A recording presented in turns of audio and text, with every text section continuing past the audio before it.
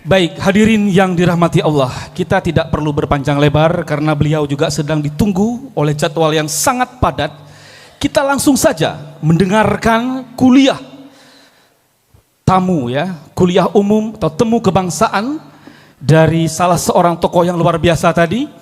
Beliau adalah seorang akademisi, seorang politikus, juga pernah menjadi gubernur DKI Jakarta 2017 sampai 2022, pernah juga menjadi rektor Universitas Paramadina, dan saat ini ada di depan kita. Insya Allah kedepannya akan memimpin bangsa ini.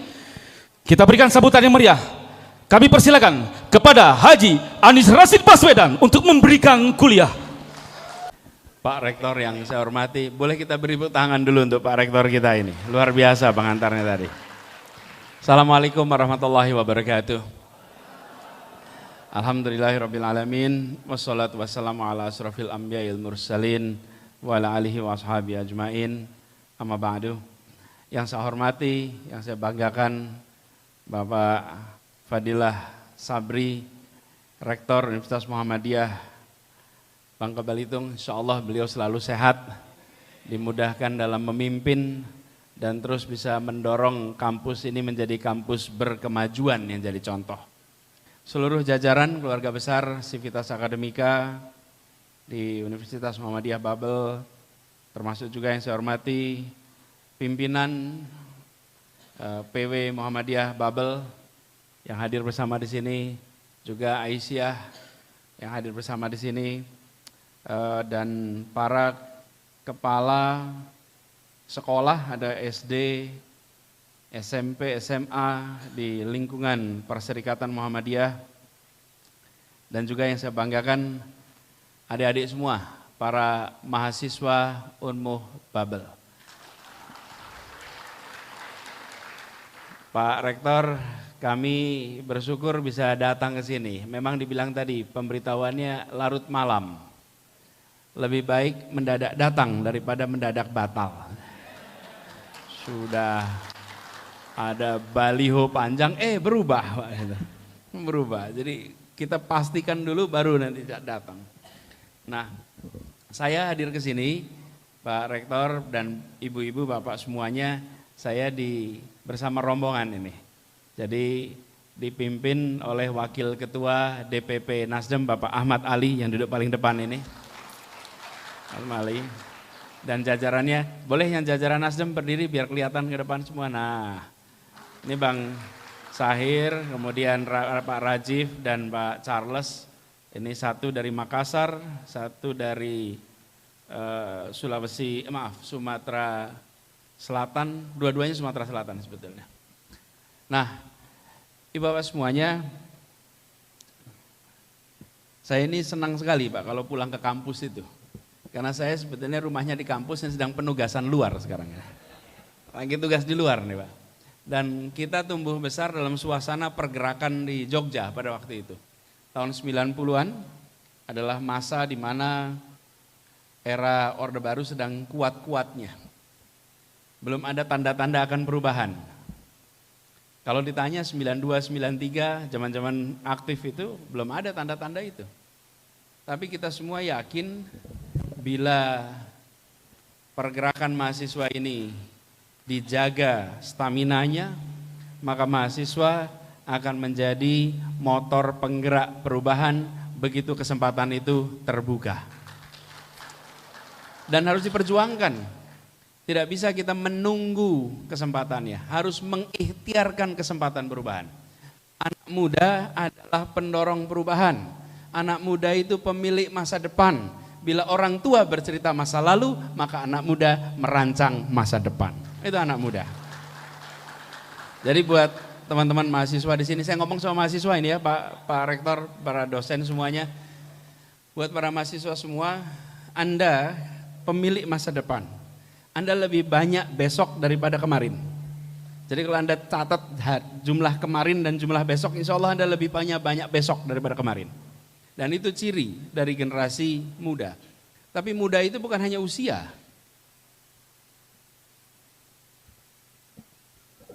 Soalnya kalau pakai hitungan usia, berapa ukuran seseorang disebut muda? Ada yang punya usulan? Sebaiknya disebut muda itu bila bagaimana? Kalau pakai usia berapa disebut muda coba? 60. Ya, namanya juga ikhtiar ya. Usaha 60, 40. Bapak Ibu gini aja. Kalau menurut saya nih, hitungan itu sebut muda tua bukan hitungan usianya. Tapi apa yang ada di pikiran dan yang dikerjakannya. Bila yang dibahas adalah masa lalunya, dia sudah tua. Bila yang dia ceritakan adalah masa lalunya, dia sudah tua. Tapi bila yang dibahas adalah masa depannya, dan bila yang dia bicarakan adalah masa depan, maka dia sesungguhnya masih muda. Iya. Jadi kalau ada orang usianya 30-an, tapi semua ceritanya begini, dulu, ini udah tua sebetulnya. Walaupun umurnya 30-an, tapi ada orang yang usianya 80-an selalu berbicara masa depan, ini masih muda sesungguhnya. Masih muda. Dan di ruangan ini kelihatannya isinya orang-orang muda semua, berbicaranya masa depan. Kalau di kampus bicara masa depan, karena disinilah tempat anak-anak muda. Nah, Indonesia juga begitu. Indonesia ini punya sejarah panjang, di mana anak-anak mudanya memainkan peran yang luar biasa. Nah, buat adik-adik semua yang sekarang sedang kuliah, Anda berkuliah jadi mahasiswa. Mahasiswa itu maha atas kesiswaannya, gitu kira-kira. Anda maha atas kesiswaan Anda. Itu di periode yang cukup unik. Karena Anda berada di sebuah fase dunia yang sudah berubah luar biasa. Orang sering menyebut kita ini berada di fase revolusi industri keempat. Karena orang mikir apa keempat itu? Revolusi industri ini ada fasenya nih. Fase pertama itu ketika tenaga air, tenaga uap dipakai untuk mekanisasi industri. Oh, itu terjadi perubahan tuh. Itu revolusi industri pertama. Mendadak untuk bergerak tak perlu kuda. Mendadak untuk bergerak tak perlu lagi mengandalkan angin. Dulunya pakai angin, pakai alat-alat besar. Berubah menjadi tenaga air, tenaga uap. Revolusi kedua, ketika kemudian ditemukan tenaga listrik yang memungkinkan produksi massal. Dan revolusi industri ketiga, ketika penggunaan teknologi informasi, teknologi elektronika untuk otomatisasi. Kita sudah menyaksikan. Hari ini kita masuk yang keempat, di mana pondasi 1, 2, 3 dipadu dengan percampuran antara fisika, biologi, digital menjadi satu kesatuan. Ini eranya berbeda, adik-adik sekalian. Dan di era berbeda ini, adik-adik semua berada. Karena itu saya ingin mengajak pada adik-adik semua, tengok ke depan. Perubahan ini berjalannya cepat sekali. Lokasi lahir Anda boleh di Babel. Lokasi sekolah Anda boleh di Babel. Lokasi kuliah Anda boleh di Babel. Tapi penguasaan atas perubahan ilmu harus setara dengan tempat-tempat termaju di seluruh dunia. Harus. Jangan Anda tertinggal, kalah karena tidak membaca perubahan yang berjalan begitu cepat. Dan saya ingin ingatkan, menang kalah bukan mampu atau tidak mampu, baca perubahan atau tidak baca perubahan. Baca perubahan atau tidak baca perubahan. Perubahan zamannya berjalan cepat. Persyarikatan Muhammadiyah ini salah satu yang di sisi awal itu membaca perubahan zaman ini. Lalu langsung masuk melakukan modernisasi organisasi, betul tidak? Langsung bergerak cepat. Kenapa? Membaca perubahan zaman. Nah, jadi buat adik-adik semua, saya berharap Anda semua ini di fase ketiga, fase keempat, siapkan untuk ke depan. Gunakan kesempatan kuliah untuk mengembangkan seluruh potensi Anda. Minimal ada 3 aspek yang harus kuasai. 1, ini paling dasar, karakter. Itu paling dasar. Jadi kalau bahasa kita akhlak namanya. Ini nomor 1 nih. Kalau itu tidak beres, sisanya bermasalah nanti. Oke, karakter nih. Karakter itu saya sering definisikan ada karakter kinerja, ada karakter moral. Karakter kinerja apa? Rajin, kerja keras, kerja tuntas, ulet, tak mudah menyerah. Nah itu karakter kinerja. Karakter moral. Karakter moralnya apa? Saleh, rendah hati, tawadhu, menghormati orang, berintegritas, jujur. Ini karakter moral nih. Nah kita ingin karakter dua-duanya. Kita tidak ingin pekerja keras tapi culas. Tapi juga kita ingin jujur, rajin tapi malas. Jujur tapi tidak kerja keras. Ini dua-duanya ditumbuhkan. Adik-adik semua, ini pondasi nomor 1. Yang kedua, literasi dasar. Literasi dasar ini sekarang sudah melampaui baca. Saya berharap adik-adik semua perkuat literasi dasar ini. Literasinya apa?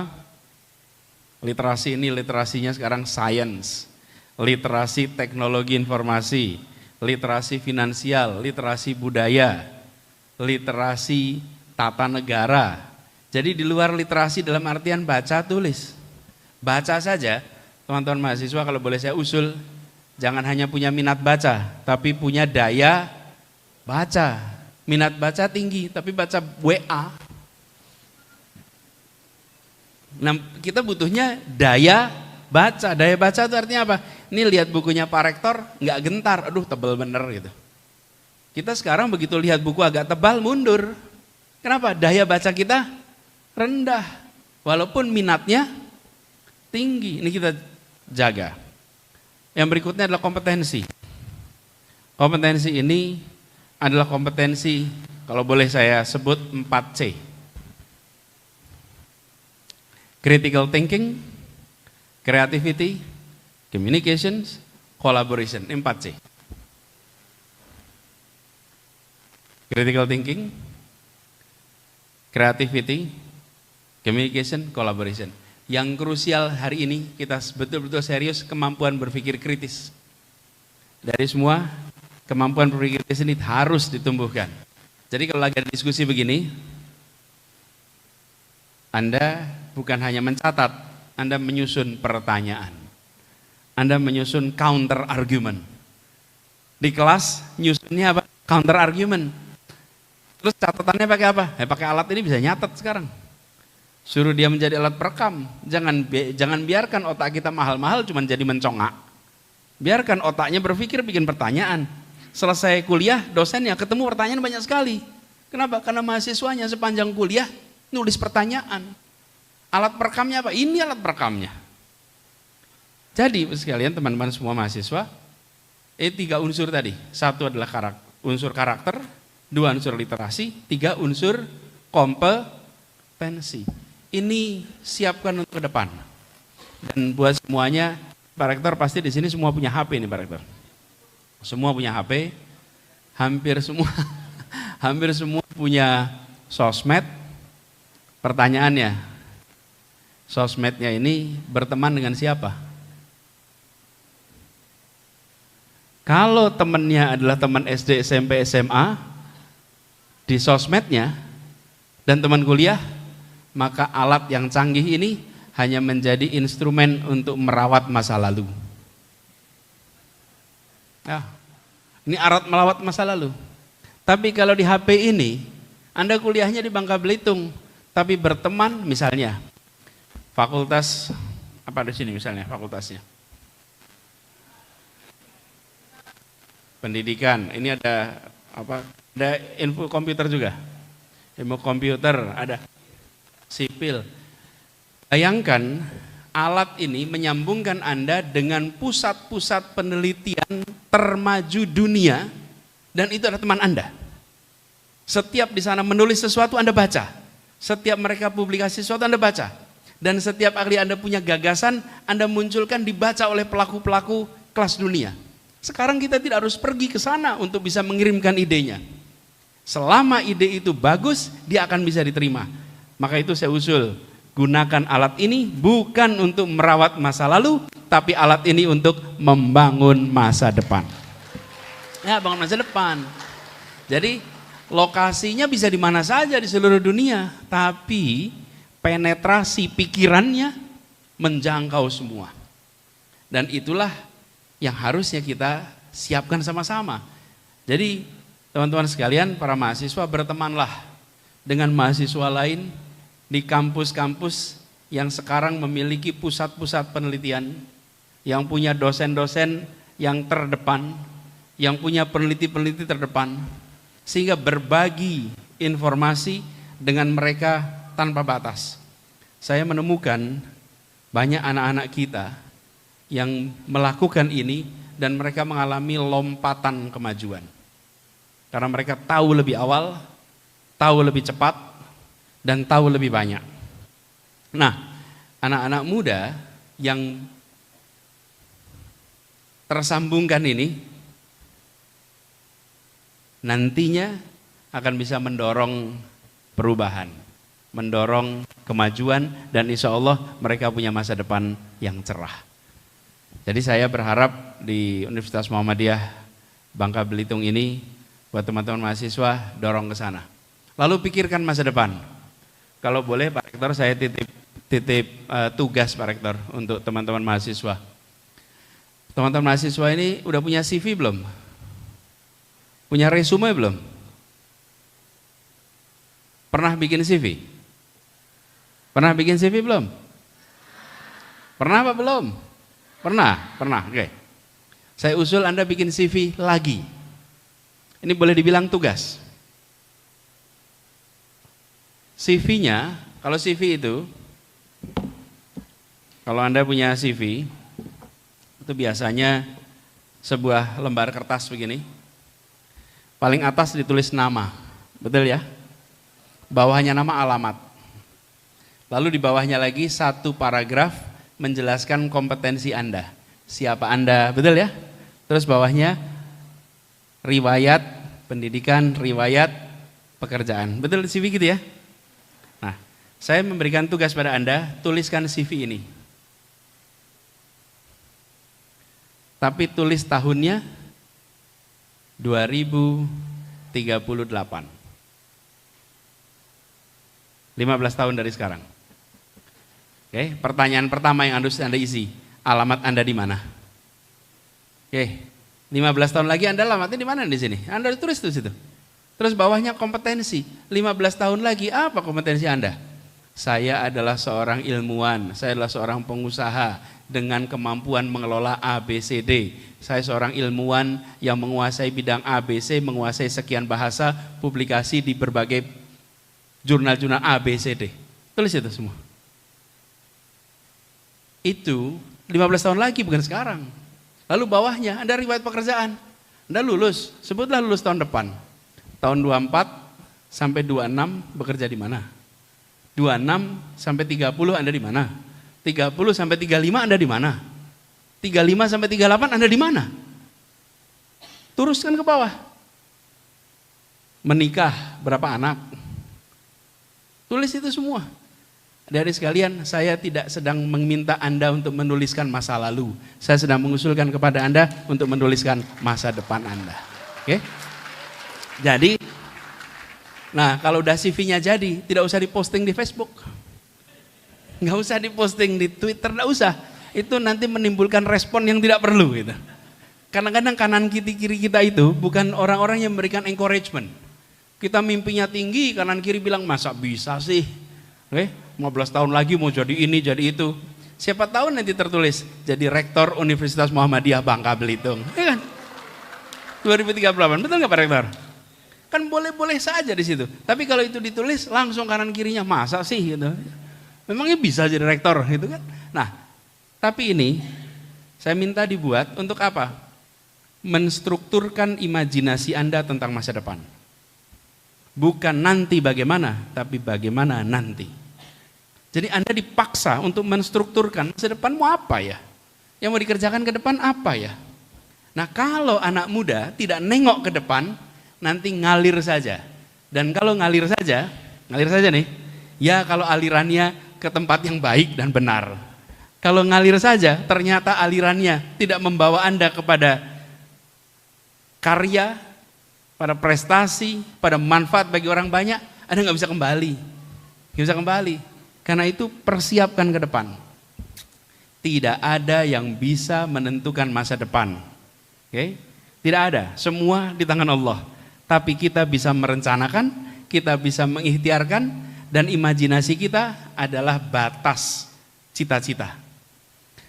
Saya ulang, imajinasi kita adalah batas cita-cita. Kita tidak mungkin bercita-cita yang tidak pernah kita bayangkan, tidak mungkin. Kalau ketemu anak-anak di kampung yang tidak pernah lihat pekerjaan-pekerjaan yang di perkotaan, dia tidak pernah mungkin berimajinasi, tidak mungkin. Imajinasinya adalah menggambarkan pengetahuannya.